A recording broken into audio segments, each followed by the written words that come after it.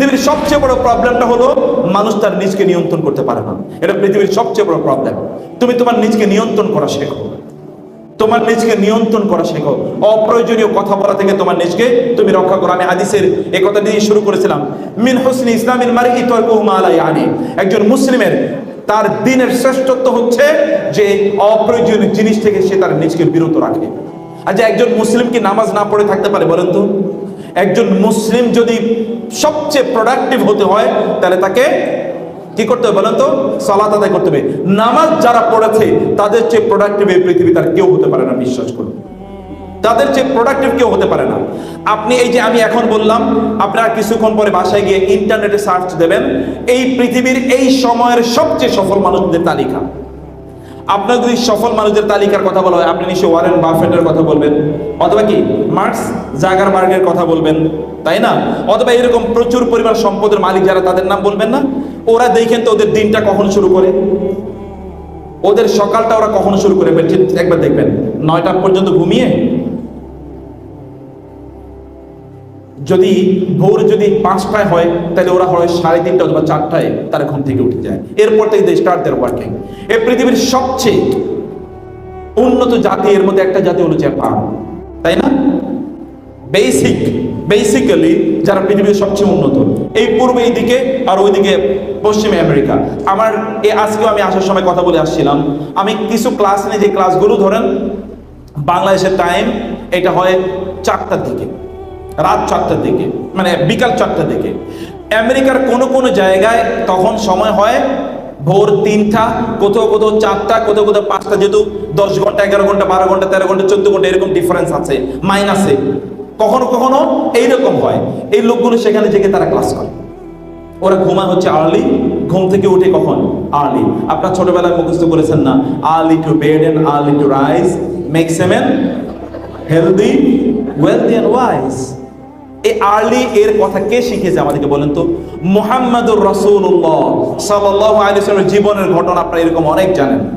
আগামীকাল সকালে সবার আগে এই কাবাতে যিনি প্রবেশ করবেন তিনি আমাদের মধ্যে সমাধান করে দেবেন, এরকম একটা ঘটনা ঘটেছিল না?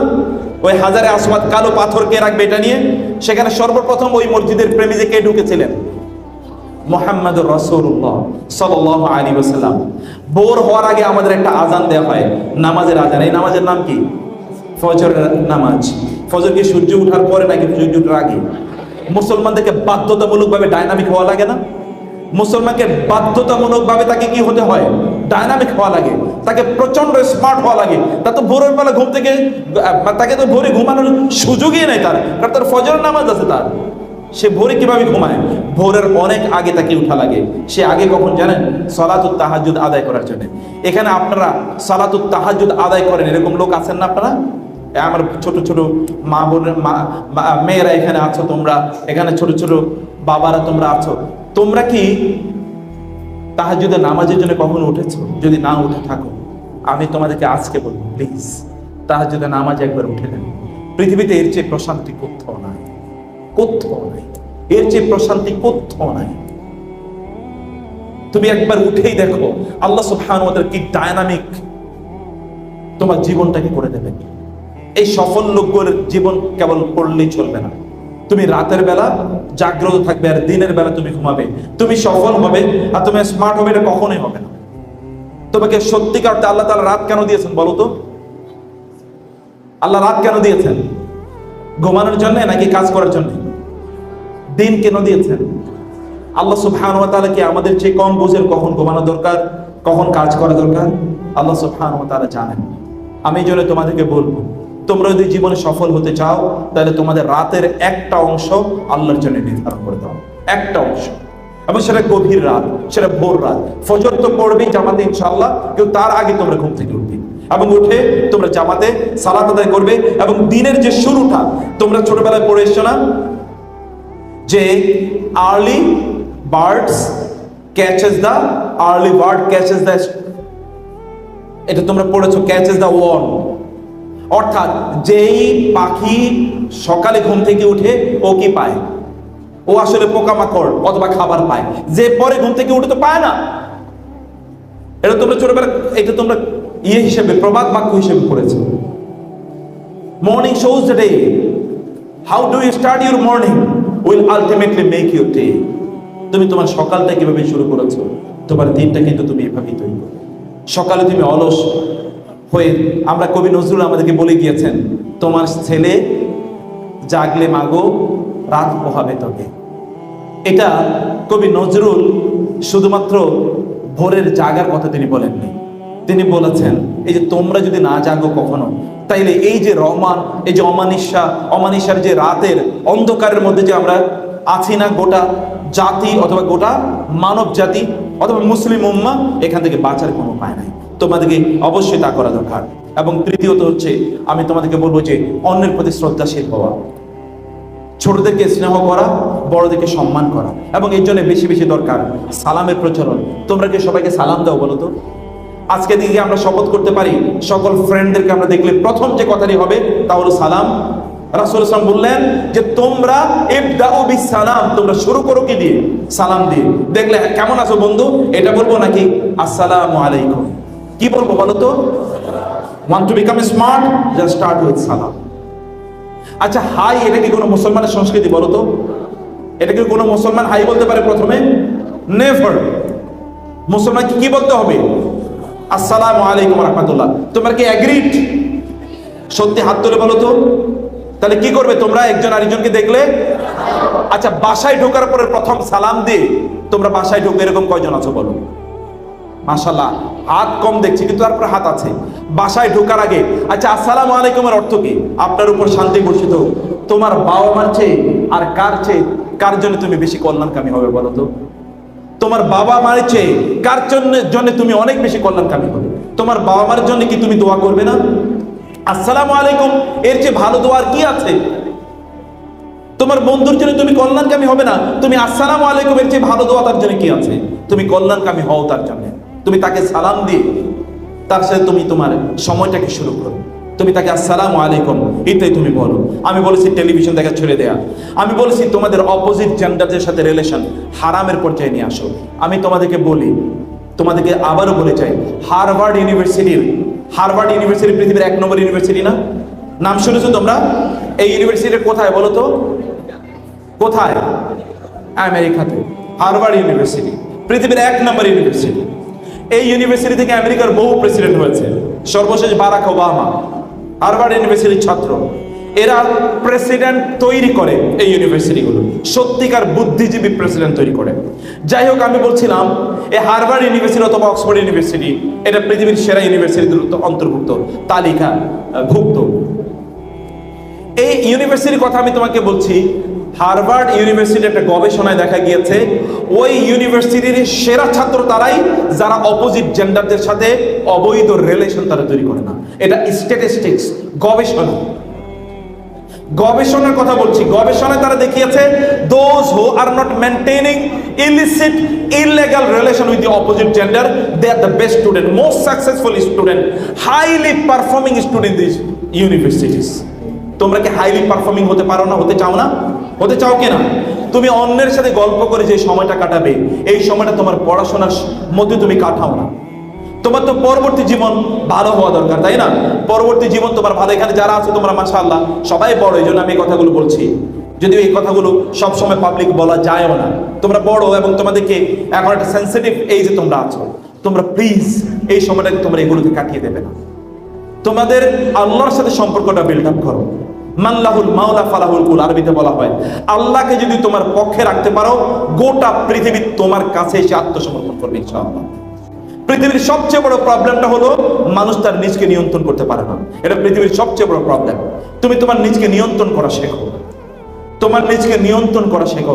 অপ্রয়োজনীয় কথা বলা থেকে তোমার নিজকে তুমি রক্ষা করো। আমি হাদিসের এই কথা দিয়ে শুরু করেছিলাম, মিন হুসনি ইসলামিল মারই তারকুহু মা লা ইয়ানি। একজন মুসলিমের তার দ্বীনের শ্রেষ্ঠত্ব হচ্ছে যে অপ্রয়োজনীয় জিনিস থেকে সে তার নিজকে বিরত রাখে। আমি তোমাদেরকে একটা ফর্মুলা বলে যাই, তোমরা কতটুকু ইংরেজি জানো আমি জানি না, কিন্তু আমি বিশ্বাস করি গিয়াসউদ্দিন স্যার যে স্বপ্ন দেখেন তোমরা অনেক স্মার্টলি ইংলিশ বলবে। এটা স্যার নিশ্চয়ই সেভাবে এখানকার আয়োজন করেছেন। এবং তোমাদের নিজেকে আমি ইংরেজি ভাষা শিখলে তুমি অনেক ভালো চাকরি পাবে এবং লোকেরা তোমাকে বলে ইজ স্মার্ট, ভেরি স্মার্ট, আমি এই জন্য বলছি না। তুমি যদি ভাষা শেখো, কমপক্ষে তুমি এর মাধ্যমে মানুষের কাছে মানবতার মেসেজগুলো কমিউনিকেট করতে পারবে। মোস্ট অফ দ্য পিপল, যেহেতু এটা international language, it has become common day language, এটা এখন কমন প্লেস ল্যাঙ্গুয়েজ হয়ে গেছে, প্রত্যেকেই কিছু না কিছু বুঝে। অতএব এর মাধ্যমে তুমি মানুষের কাছে দাওয়াতি কথাগুলো তোমরাই মানুষের কাছে পৌঁছাবে, দিনের কথাগুলো মানুষের কাছে পৌঁছাবে। এই জন্যে তুমি ভাষাটি শিখবে। আমি তোমাদেরকে বলি, যদি তোমরা কমপক্ষে এই তথাকথিত আনপ্রোডাক্টিভ ওয়ে থেকে তোমাদের সময়কে ডেইলি 1 ঘন্টা কাট অফ করো, কাট অফ করে যদি তোমরা এই ভাষা শেখার জন্য ব্যবহার করো, তোমরা, আমি গ্যারান্টি দিচ্ছি তোমাদেরকে, তোমরা 6 মাসের মধ্যে ইংরেজি ভাষার জাহাজ হয়ে যেতে পারবে ইনশাআল্লাহ। এটা কি হওয়া সম্ভব না বলো তো? 6 মাসে প্রতিদিন যদি 1 ঘন্টা হয়, তাহলে 1 মাসে কয় ঘন্টা বলো তো? 30 ঘন্টা। 6 মাসে কয় ঘন্টা? 3 6 18, 180 ঘন্টা। 180 ঘন্টা লাগে না কোন একটা ভাষাতে দক্ষতা অর্জন করার জন্য। You never need 180 hours in order to become excellent in any language. It is English, or it is French, or it is Japanese, or it is Bangla, or it is Arabic. কোন ভাষা শেখার জন্য 180 hours rigorous এটা লাগে না, কিন্তু এটা তুমি করতে পারো। তোমাদের সময়গুলোকে তোমরা কাট অফ করে এই জায়গাগুলো তোমরা মেনটেন করবে। সবকিছুর উপর তোমরা আল্লাহকে প্রাধান্য দাও। সবকিছুর উপর কে প্রাধান্য দেবে বলো তো? তোমরা কাকে প্রাধান্য দেওয়া দরকার? আল্লাহকে প্রাধান্য দাও। আল্লাহকে যদি তুমি প্রাধান্য দাও, তাহলে আল্লাহ সুবহানাহু ওয়া তাআলা তোমাকে প্রাধান্য দেবেন। রাসূলুল্লাহ সাল্লাল্লাহু আলাইহি ওয়াসাল্লাম, আমিরে মুআবিয়া থেকে বর্ণিত হাদিসটি রাদিয়াল্লাহু তাআলা আনহু, তিনি মুসলিমের বর্ণনাটা, সহিহ মুসলিমের বর্ণনা। আমির মুআবিয়া রাদিয়াল্লাহু, তিনি মসজিদে ঢুকলেন, দেখলেন একদল লোক সেখানে বসে আছেন। তিনি তাদেরকে বললেন যে তোমরা কেন এখানে বসে আছো? তারা বললেন, জালাসনা নাযকুরুল্লাহ, আমরা এখানে বসে আছি, we are discussing, remembering Allah, we are discussing the verses of Allah সুবহানাহু ওয়া তাআলা। আমরা আল্লাহ সুবহানাহু ওয়া তাআলার কথা এখানে বলছি। তখন তিনি তাদেরকে বললেন, আমি আল্লাহর কসম করে তোমাদেরকে জিজ্ঞেস করছি, মা আজলাসাকুম ইল্লা যালিক, এইটা ছাড়া অন্য কোনো উদ্দেশ্যে তোমরা এখানে বসোনি? তারা বলল, না, অন্য কোনো উদ্দেশ্যে বসেনি। তিনি বলেন, আমি তোমাদেরকে এই কথা তুহমাত আল্লাকুম, তোমাদের বিরুদ্ধে কোনো অভিযোগ অপবাদ দেওয়ার জন্য আমি তোমাদেরকে এটা প্রশ্ন করিনি, বরং আমি শুনেছি রাসূলুল্লাহ সাল্লাল্লাহু আলাইহি ওয়াসাল্লাম তিনি মসজিদে ঢুকেছিলেন, তিনিও দেখলেন একটা এরকম একটা জটলা এখানে বসে আছেন, তিনিও আমি তোমাদেরকে যেরকম প্রশ্ন করেছি তিনি তাদেরকে এরকম প্রশ্ন করেছেন, তোমরা কেন বসে আছো? তারা বলেন, আমরা এখানে আল্লাহর স্মরণের জন্য বসে আছি, আল্লাহ সম্পর্কে এখানে আমরা আলোচনা করছি। তিনি বলেন, তোমাদেরকে আমি আল্লাহর কসম করে বলছি, এছাড়া আর কোনো কারণে তোমরা বসোনি? তারপরে, না, অন্য কোনো কারণে আমরা এখানে বসিনি, কেবল আল্লাহর জন্য বসেছি। তিনি বলেন, আমি তোমাদেরকে তোমাদের বিরুদ্ধে অপবাদ দেওয়ার জন্য, অভিযোগের জন্য আমি এটি জিজ্ঞেস করিনি। জিবরিল আমার কাছে কিছুক্ষণ আগে আসলো এবং এসে আমাকে বলল, আল্লাহ সুবহানাহু ওয়া তাআলা ফেরেশতাদের সাথে তোমাদেরকে নিয়ে গর্ব করছেন। এটা মুসলিমের হাদিস, সহিহ মুসলিমের হাদিস। আল্লাহ ফেরেশতাদের সাথে তোমাদেরকে নিয়ে গর্ব করছেন। ইন্নাল্লাহু ইউবাহি বিকুমাল মালাইকা, আল্লাহ তোমাদেরকে নিয়ে গর্ব করছেন। তোমরা কি তোমাদের নিজেকে এই জায়গায় নিয়ে যেতে পারো না?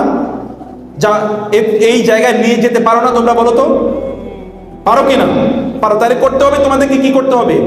আল্লাহর জন্য তোমাদের কিছু সময় বরাদ্দ করে রাখতে হবে। আল্লাহ সুবহানাহুর জন্য কিছু সময় বরাদ্দ করে রাখা। বাবা মার সাথে সম্পর্ক কেমন তোমাদের? সবাই যাদের সম্পর্ক খুবই ভালো তারা হাত তুলে দেখি, মাশাআল্লাহ, আলহামদুলিল্লাহ, প্রাণ জুড়িয়ে গেল। রাসূলুল্লাহ সাল্লাল্লাহু আলাইহি ওয়াসাল্লাম বলেছেন, কেউ যদি চায় তার রিজিকের মধ্যে বারাকা হোক, তার হায়াতের মধ্যে বারাকা হোক, তাইলে সেই জন্য আত্মীয়তার সাথে আত্মীয়দের সাথে সম্পর্ক ভালো রাখে। পিতা মাতার চেয়ে পরম আত্মীয় কে আছে এই পৃথিবীতে? পিতা মাতার চেয়ে পরম আত্মীয় এই পৃথিবীতে আর কে আছে? পিতা মাতার সাথে সম্পর্ক ভালো রাখলে আল্লাহ সুবহানাহু ওয়া তাআলা তোমার হায়াতের মধ্যে বারাকা দেবেন এবং তোমার রিজিকের মধ্যে আল্লাহ তাআলা বারাকা দেবেন। এটা রাসূল সাল্লাল্লাহু আলাইহি ওয়াসাল্লাম বলেছেন সহিহ হাদিস। অতএব তোমাদের এই কাজটি করা দরকার, তাদের সাথে সম্পর্ক বাড়ানো। এবং সর্বশেষ যেটা তোমাদেরকে বলবো তা হলো যে তোমরা কোরআন তেলাওয়াত করো। কোরআন তেলাওয়াত করতে পারো না এরকম কেউ আছো এখানে? কোরআন তেলাওয়াত করতে পারো না? আমি তো ওকে দেখে মুগ্ধ হয়েছি তার তেলাওয়াত শুনে। আমার বিশ্বাস সবাই এরকম সুন্দর করে তেলাওয়াত করতে পারে। এরকম তেলাওয়াত করতে পারা উচিত না আমাদের সবার? ইনশাআল্লাহ সুন্দর করে কোরআন তেলাওয়াত করো। তুমি যদি আল্লাহর সাথে কথা বলতে চাও তাহলে নামাজে দাঁড়িয়ে যাও। আর তুমি যদি চাও যে আল্লাহ তোমার সাথে কথা বলুক, তাহলে কি করবে বলো? তাহলে কি করবে? কোরআন তেলাওয়াত করবে।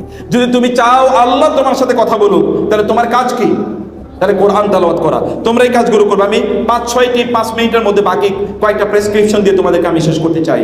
তাহলে যে সোশ্যাল মিডিয়া, এই সময়ের সবচেয়ে বড় ভাইরাসের নাম হলো সোশ্যাল মিডিয়া। ভাইরাস বুঝো তো, এই ভাইরাস করোনা ভাইরাসের চেয়ে মোর ডিস্ট্রাকটিভ, মোর ডিস্ট্রাকটিভ। এই ভাইরাসের নাম কি? Social media. এটার নাম যারা সোশ্যাল মিডিয়া দিয়েছে নিশ্চয়ই তারা একটা জায়গায় ভুল করেছে। এটার নাম পুরোটাই হলো আনসোশ্যাল মিডিয়া। এটার নাম কি? Unsocial media. এই মিডিয়া মানুষকে প্রচন্ডভাবে সোসাইটি থেকে কাট অফ করে দেয়, প্রচন্ডভাবে সোসাইটি থেকে কাট অফ করে দেয়। আগে তোমার বাবাকে জিজ্ঞেস করে দেখো, তোমার বাবা তোমার আত্মীয় স্বজনের সবাইকে চিনতেন এবং নাম জানতেন, তাদের প্রত্যেকের সাথে তার সাক্ষাৎ হতো, এবং তোমার বাবার বিপদ হলে, তোমার দাদার বিপদ হলে কমপক্ষে 10টা লোক এগিয়ে আসতো দৌড়ে। গতকালও তোমরা দেখেছো যে ফ্লাইওভারের শার্টার পড়ে মানুষ মারা গিয়েছে না? ওই লোকগুলোকে উদ্ধার করার চেয়ে সেখানে ছবি তুলে সোশ্যাল মিডিয়াতে দেওয়ার প্রতিযোগিতা ছিল অনেক বেশি। কিছুদিন আগে বাংলাদেশে এরকম একটা ছবি ভাইরাল হয়েছিল। একটা মেয়ে, একজন নারী, তিনি যাচ্ছিলেন, তাকে ছিনতাই করছে। ওই নারীকে বাঁচানোর পরিবর্তে ওইখানে কয়েকশো লোক তারা কেবলমাত্র ওটা ভিডিও ধারণ করছে। একটাই প্রতিযোগিতা, কে এটাকে ধারণ করে কত দ্রুত সোশ্যাল মিডিয়াতে এটা আপলোড করে দেবে। এটা কি কোনো সুস্থতা নাকি অসুস্থতা বলো তো?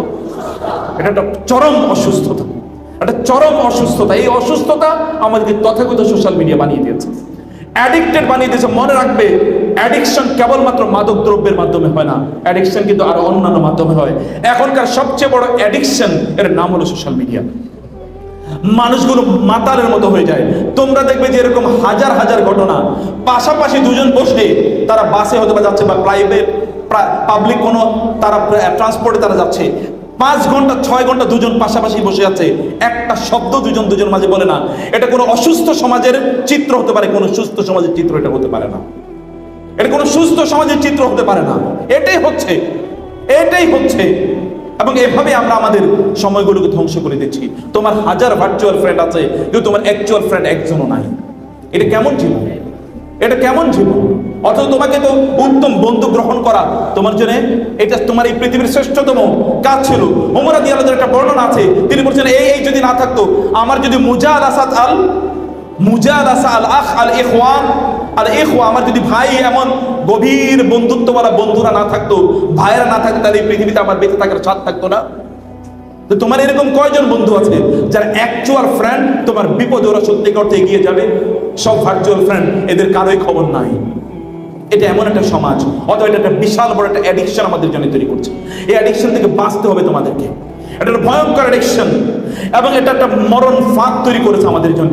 বাংলাদেশে কয়েকদিন পর্যন্ত দেখেছো না, প্রেমের টানে ওই দেশ থেকে এগিয়ে এসেছে। এটা কোনো মুসলমান সমাজের শব্দ হতে পারে? কোন মুসলমান সমাজে এরকম শব্দ কিভাবে উচ্চারিত হয়? সমাজ যদি পচে যায় তাইলে কেবলমাত্র এগুলো শব্দ উচ্চারিত হয়। আর মুসলিম তথাকথিত মুসলিম সাংবাদিকরা পর্যন্ত এগুলোকে ফলো করে প্রচার করে। আবার অনেকে এটাকে নিয়ে তারা এগুলো কিনে মজা তারা দেখে, এবং এগুলো অসুস্থ একটা সংস্কৃতি সমাজে তৈরি করে দিচ্ছে। কোত্থেকে এগুলো আসলো? এই তথাকথিত সোশ্যাল মিডিয়া পরিবারগুলোকে ধ্বংস করে দিচ্ছে। পরিবারগুলোকে বাংলাদেশের, তোমরা তো ছোট মানুষ, এখনো তোমরা অনেক কিছু জানো না। বাংলাদেশের পরিবারগুলো প্রায় বিধ্বস্ত অবস্থায় আছে এই সোশ্যাল মিডিয়া। বাংলাদেশের মতো একটা কনজারভেটিভ সোসাইটিতে সোশ্যাল মিডিয়া যদি এমন করতে পারে, তাহলে অন্য দেশগুলো যেখানে কোনো পারিবারিক কোনো বন্ধনই নাই, সেখানে কোনো ফ্যামিলি বন্ডিং নাই, ওই সমাজগুলোর অবস্থা কি বলো? সেগুলো আরো ধ্বংসের দ্বার প্রান্তে এগিয়ে গিয়েছে, সেগুলো ধ্বংসের দ্বার প্রান্তে চলে গেছে। এগুলো থেকে বাঁচার জন্য তোমাদেরকে সোশ্যাল মিডিয়া, এই আনসোশ্যাল মিডিয়া, এগুলো থেকে তোমাদেরকে দূরে থাকতে হবে। এই গোটা পৃথিবীকে অস্থির করে রাখছে এই তথাকথিত সোশ্যাল মিডিয়া। বিশ্বাস করো, গোটা পৃথিবীকে অস্থির করে রাখছে।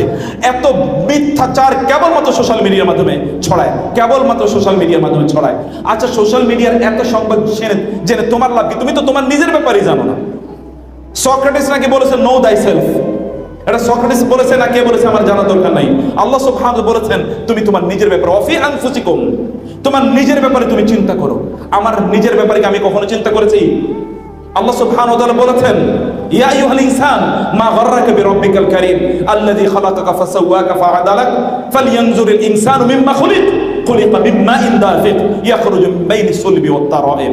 আল্লাহ তাআলা বলেছেন মানুষ তার নিজের সৃষ্টি সম্পর্কে চিন্তা করা দরকার। তাকে আমি কি থেকে সৃষ্টি করেছি, আমি তাকে কি থেকে সৃষ্টি করি? তুমি তো তোমার নিজেরই জানো না। তুমি গোটা পৃথিবী জেনে তোমার লাভ কি? অন্য কোথায় কি হচ্ছে না হচ্ছে এটা জেনে তোমার লাভ নাই। তোমার পূর্বপুরুষদেরকে, তোমার দাদা যদি বেঁচে থাকে, দাদি যদি বেঁচে থাকে, নানা বেঁচে থাকলে, নানি বেঁচে থাকলে তাদেরকে একবার জিজ্ঞেস করে দেখো তাদের লাইফটা কেমন গিয়েছে। তারা প্রচন্ড শান্তির মধ্যে, প্রশান্তির মধ্যে তারা কাটিয়েছে। কিন্তু এখন কোনো শান্তি নাই। তার মানে কি তুমি মিডিয়ার পার্ট হবে না? সোশ্যাল মিডিয়াকে তুমি নিয়ন্ত্রণ করবে না? করবে, করবে, অবশ্যই করবে। তা কি জন্যে? তা তোমার কল্যাণের জন্য। For the sake of, for example spreading Islam, আমরা সোশ্যাল মিডিয়া ব্যবহার করি। কিন্তু আমি তোমাদেরকে এখানে যারা আছো তোমাদেরকে আমি বলে যাই, আর বলা হয়, আরবরা বলে ইউরাফুর রাজুল বিসাদিকিহি, ইংরেজিতে বলা হয় a man is known by the company he keeps. তোমার বন্ধুদের মাধ্যমে তুমি পরিচিত হবে। আমি তোমাদেরকে বলি, তোমাদের ফেসবুকের প্রোফাইলটা আমাকে বলে দিও, একবার বলো, আমি প্রোফাইলটা দেখে বলে দেবো তুমি কেমন চরিত্রের মানুষ। আর কিচ্ছু বলা লাগবে না আমাকে। তুমি গত 20 দিন তোমার ফেসবুকে কি লিখেছো, কি বলেছো, এটাই বলে দাও what sort of personality you are. তুমি কেমন মানুষ, কেমন ব্যক্তিত্ব, এটা তারই প্রমাণ করে। উগ্রবাদীদের ফেসবুকে দেখবে উগ্র কথা বলছে, রাজনীতিবিদের ফেসবুকে গেলে তুমি রাজনীতি দেখবা, যে সিনেমা নাটক করে ওইখানে তার ওইটাই তুমি দেখতে পাবা, যে অশ্লীলতা করে ওর ফেসবুকে ওটাই প্রমোটেড হয়, আর যে দিনের কথা বলে তার ওইখানে কেবল দিনের কথা, কেবল কোরআনের কথা, হাদিসের কথা। অর্থাৎ তার ফেসবুকটা তার চরিত্র কিনা বলো তো? তার ফেসবুকটা তার ফেস, বুক না থাকলেও ফেস আছে। এখনকার ছাত্রদের মধ্যে একটাই আছে, ওরা বুক হারিয়ে ফেলছে, এখন শুধুমাত্র ফেসবুক নিয়ে আসে, নাই এরকম? এখন বই বাদ, এখন শুধু ফেসবুক, বুক একটাই, তা হলো ফেসবুক। এটা না লাগে কোনো টেবিল, না লাগে কি কোনো কলম, কেবল একটা স্মার্টফোন থাকলেই চলে, আর কিচ্ছু লাগে না। এইরকম ফেসবুক তোমাদের দরকার নাই। মেক ইউর ফেস রিয়েল বুক। তোমার ফেসটাকে সত্যিকার তো তোমরা বই বানাও। ফেসবুক ব্যবহার করার আগে তোমার নিয়তটা ঠিক করো।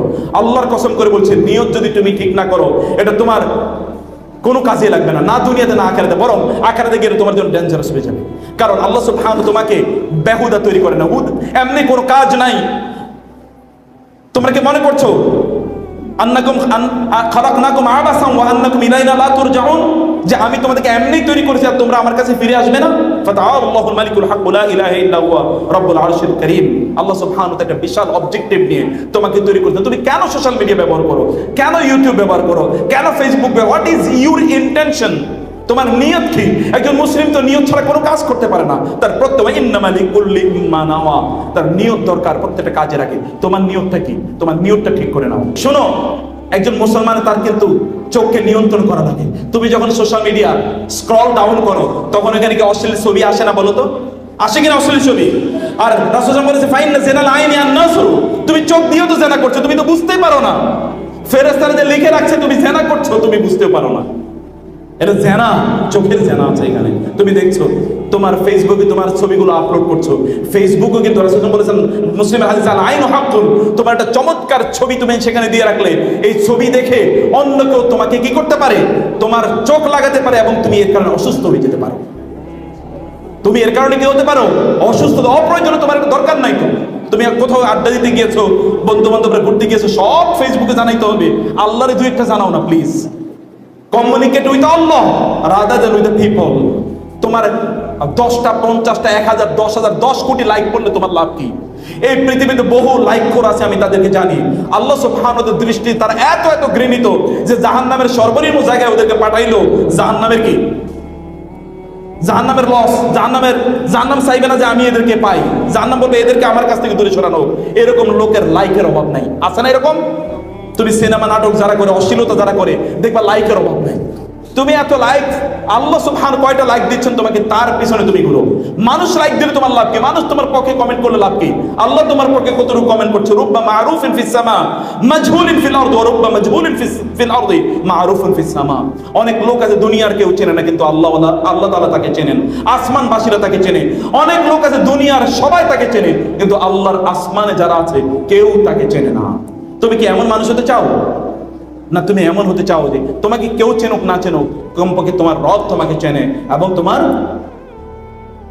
এবং ফেরেশতারা তোমাকে চেনে, এটি তোমার জানা দরকার। আমি লাস্ট আবারও তোমাদেরকে বলি, আমার এখানে আমার মেয়ে এবং ছেলেদের তুল্য তোমরা প্লিজ এই সোশ্যাল মিডিয়াকে তোমরা হারাম কাজে ব্যবহার করো না, হারাম রিলেশন তৈরি করার জন্য তোমরা এটাকে ব্যবহার করো না প্লিজ।